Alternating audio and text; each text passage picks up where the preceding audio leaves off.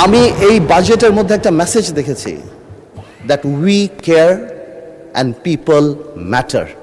Now this is the difference between a dictator, একটা স্বৈরাচার, আর একটা জনগণের সঙ্গে। আই ওয়াজ ওয়ান্ডারিং যে এই বাজেটটা যখন মাননীয় অর্থমন্ত্রী লিখেছেন, তার সাথে অবশ্যই মাননীয় প্রধানমন্ত্রী অ্যাডভাইস ছিল এবং যারা যারা ছিলেন তাদের মাইন্ডসেটটা কী ছিল। ধন্যবাদ মাননীয় স্পিকার। বিসমিল্লাহির রহমানির রহিম। সবাইকে আসসালামু আলাইকুম।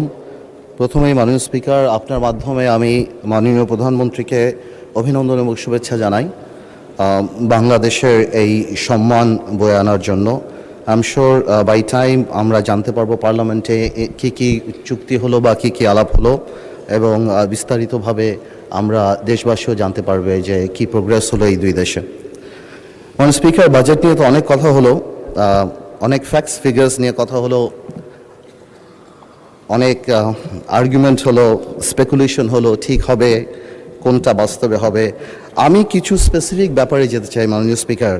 আমি বাজেটে লক্ষ্য করলাম প্রায় 41 লক্ষ ফ্যামিলি কার্ড, কৃষক কার্ড, ডে কেয়ার, ফিজিক্যালি চ্যালেঞ্জদের জন্য ইকুইপমেন্ট আনার ট্যাক্স মৌকুফ, স্টার্ট আপে সাপোর্ট, মশলা দাম কমানো, চিকিৎসা খাত বিশেষ করে ক্যান্সার, হার্ট, চোখের ব্যাপার, ওষুধ শিল্পকে কমিয়ে আনা। আই ওয়াজ ওয়ান্ডারিং যে এই বাজেটটা যখন মাননীয় অর্থমন্ত্রী লিখেছেন, তার সাথে অবশ্যই মাননীয় প্রধানমন্ত্রী অ্যাডভাইস ছিল এবং যারা যারা ছিলেন তাদের মাইন্ডসেটটা কী ছিল। মাননীয় স্পিকার, আমি মাইন্ডসেটটা দেখতে পেয়েছি for the people, welfare of the state. আমি এই বাজেটের মধ্যে একটা মেসেজ দেখেছি, that we care and people matter. Now this is the difference between a dictator, একটা স্বৈরাচার, আর একটা জনগণের সঙ্গে। This is very important. This is very important এই কারণ আমাদের প্রিয় নবী হযরত মুহাম্মদ সাল্লাল্লাহু আলাইহি ওয়াসাল্লাম যখন মদিনা স্টেট করেন, মানে এর উপরে তো সিভিলাইজেশন হয় না, তার সবচেয়ে বড় পিলার দুইটা ছিল, একটা ছিল জাস্টিস, আর একটা ছিল হিউম্যানিটি। সেই হিউম্যানিটির মধ্যেই রুল অফ ল ছিল। অবশ্যই আলহামদুলিল্লাহ অত বড় নেতা, পৃথিবীর সবচেয়ে বিশ্ব মহামানব উনি, ওনার মতো রুল অফ ল তার পৃথিবীর কোনো দেশে আসবে না, সেখানে অবশ্যই আমাদের ঘাটতি আছে।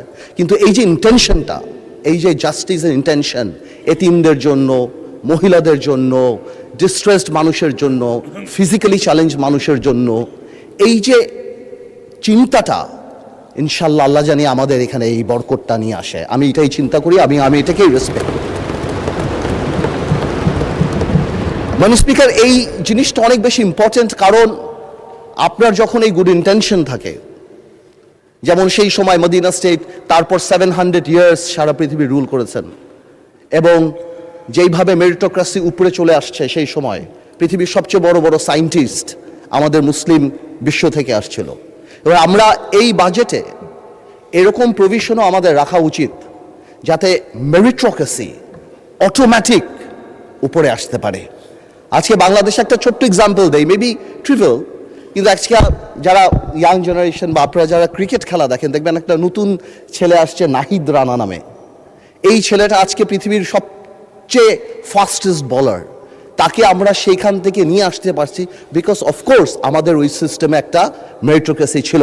আই এম শিওর বাংলাদেশের কোনায় কোনায় এরকম হাজার হাজার বিভিন্ন সেক্টরের নাহিদ রানা আছে, যাদেরকে আমাদের নিয়ে আসতে হবে।